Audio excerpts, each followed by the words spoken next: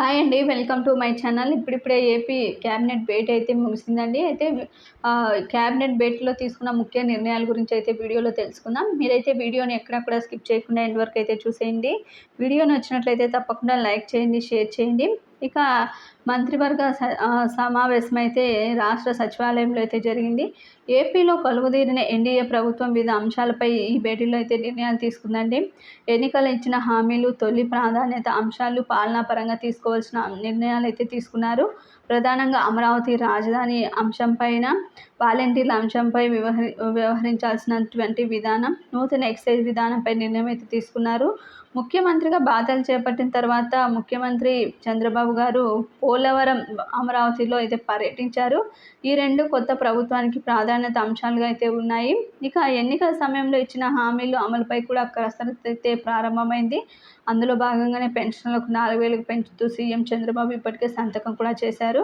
అయితే పెన్షన్ల పంపిణీలో వాలంటీర్లను కొనసాగించాలా లేక ప్రత్యామ్నాయ మార్గాలు ముందుకు వెళ్ళాలా అనేది నిర్ణయం అయితే తీసుకున్నారండి.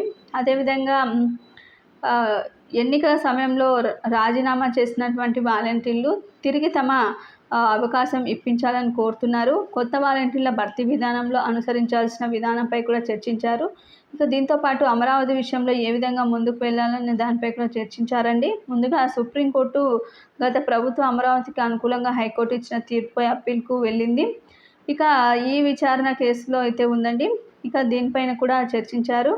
ఇక దీనికి సంబంధించి ముఖ్యంగా రాష్ట్రంలో ఆర్థిక పరిస్థితి గురించి కూడా క్యాబినెట్లో అయితే చర్చించారండి. మంత్రులందరూ కూడా ప్రత్యేకంగా వివరించారు.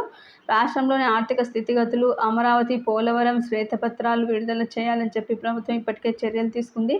ఈ సమావేశంలో ప్రభుత్వ కాలపరిమితితో తమ ప్రాధాన్యత అంశాలను కూడా ఖరారు చేయనున్నారు.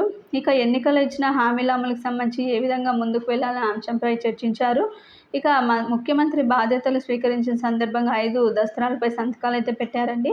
ఈ 5 అంశాలను కూడా క్యాబినెట్ భేటీలో అయితే చర్చించారు. ఇది ఇప్పటి వరకు ఉన్నటువంటి లేటెస్ట్ అప్డేట్. మీకు వీడియో నచ్చినట్లయితే తప్పకుండా లైక్ చేయండి, షేర్ చేయండి. Thank you for watching.